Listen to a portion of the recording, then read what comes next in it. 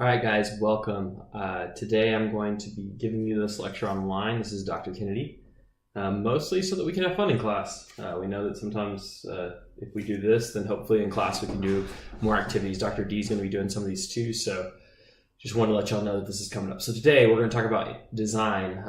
So engineering design, experimental design, there's a whole lot of design that you all will do as engineering physicists. So today we're going to talk about that. By the end of today, we hope that you can know, you can be able to define design, give your definition based on your book and some other sources that we'll pull from.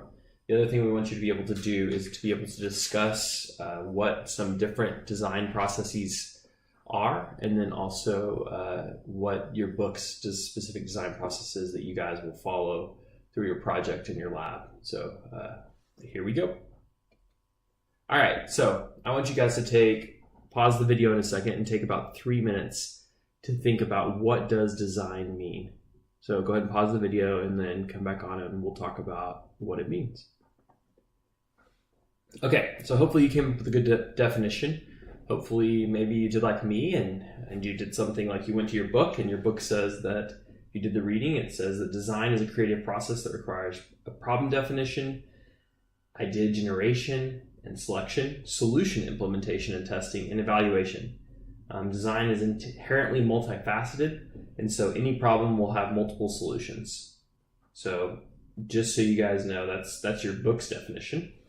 The other one that I like to go to is kind of, a lot of times when I'm looking for what a word means, I go to the dictionary, and so the Dictionary of Engineering of sorts is ABET, which is the accrediting body.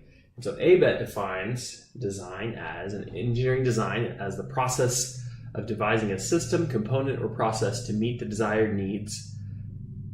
It is a decision-making process, often iterative, almost always iterative, I would add, in which the basic science of mathematics and engineering sciences are applied to convert resources optimally to meet the stated objective. So that's what ABET says. So what do you guys think? How did yours line up with what theirs were? Hopefully pretty good. I think we all could pretty much agree there. So something else to think about is that we know what design is now. So how do we go about that process? So what does it look like to design? So if I were to give you this cluster of words, I want you guys to pause the video again and on a piece of paper. Maybe you're watching this with a friend. You guys are like staying up late at night, having fun, watching cool engineering videos. Doubtful, but anyways. Take these words and put them in some sort of order, some kind of path as to how you think these would go in if you were to go through an engineering design process. So pause the video and then come back.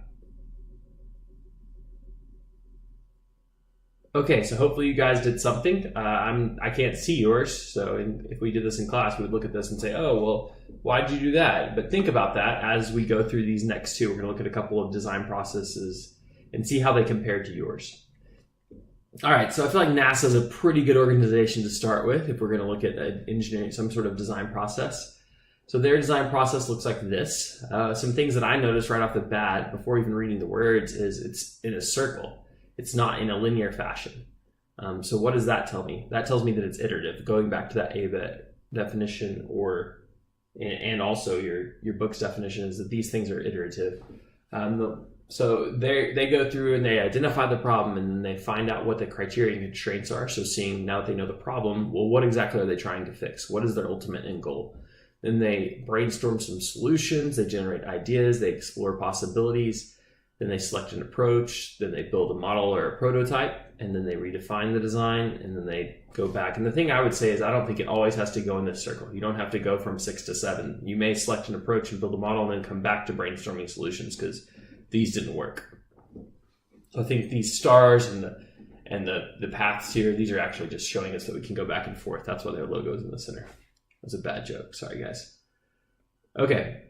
So another one in senior clinic, Mr. Smith has used this process for the last 3 years of what they have. It's a little bit more detailed, but I think you'll find the same thing. And again, this is drawn linearly, but we go back and forth between a lot of these.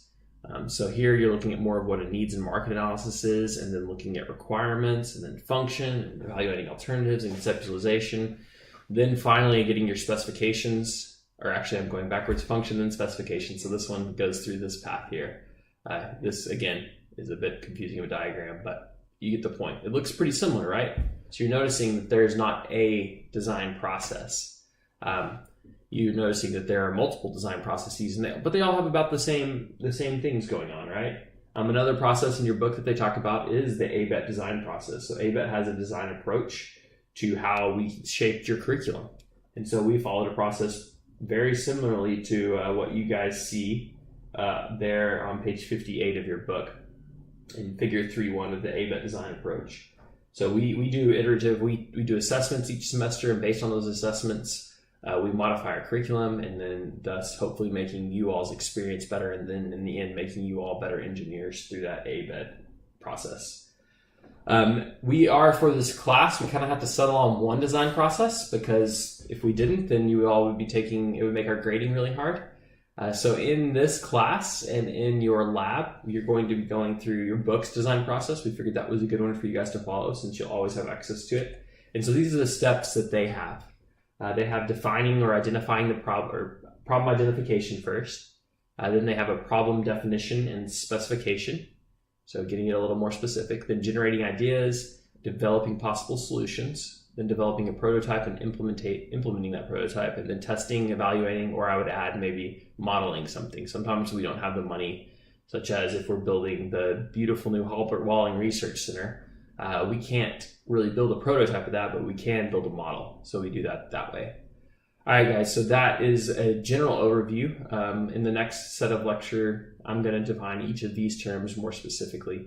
So go ahead and go onto that video, or if you need to go grab a snack or something, go do that. But I will see you guys later.